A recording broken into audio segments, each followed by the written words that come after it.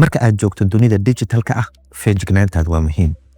haddii uu ku soo gaaro SMS, email, WhatsApp message ama fariin un sheegaysa inaad ku guulaysatay hadiyad qaaliya ama lacag cadadeedu badan tahay iyadoo la iska dhigayo shirkad weyn, dabcan fariimaha noocaasi waxaa loo yaqaanaa phishing scam ama scam kaliya. haddii la af Soomaaliyeyn waxaa la dhihi karaa khiyaano digital ah.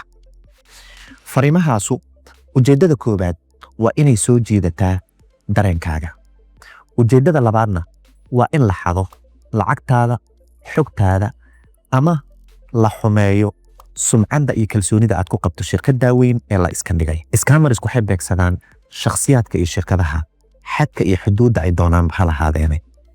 ogowna haddii mar ay ku guulaystaan inay xadaan xogtaada ama lacagtaada way adag tahay in laga daba tago. haddaba si aad u aqoonsato ood uga hortagto phishinka, waxyaaba aad ku garan karta ayaa jira.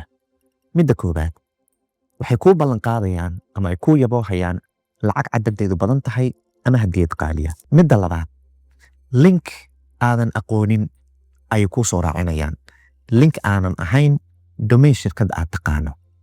midda saddexaad, waxay ku weydiinayaan kood kuu soo dhacaya, passwordkaaga, binkaaga ama xog adiga kuu gaara oo ay markaa ujeeddo ka leeyihiin. midda afraad, waxay ku gelinayaan degdeg oo waxay ku leeyihiin hadda isdiiwaangeli, daqiiqado ayaa ka dhiman, ha seegin fursaddan, ka faa'iidayso iyo ereya noocaas oo kale ah. maxaa kula gudboon haddii fariimaha noocan ay kuu soo dhacaan? midda koobaad, marna ha gujinin oo kilik ha siinin linkiga lagu soo diray. haddii aad gujiso ay gacanta kaaga dhacdana iska ilaali inaad geliso xog adiga kuu gaara. midda saddexaad, wargeli oo weydii qof kuu dhow oo aad isleedahay waa uu yaqaanaa oo waa uu kaaga aqoon yahay. midda afraad, ku ribood garay ama u sheeg shirkadda aad isleedahay markaa wax way ka qaban kartaa. iskaamka ama khiyaanada internetku waa dhibaato ka jirta dunida oo idil.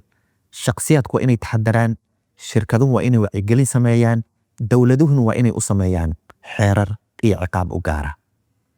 waa mas'uuliyaddaada inaad taxadarto oo aad ilaashato hantidaada iyo xogtaada. ha ilaawin inaad fariintan la wadaagto ehelkaaga, asxaabtaada si ay igana u feejignaadaan.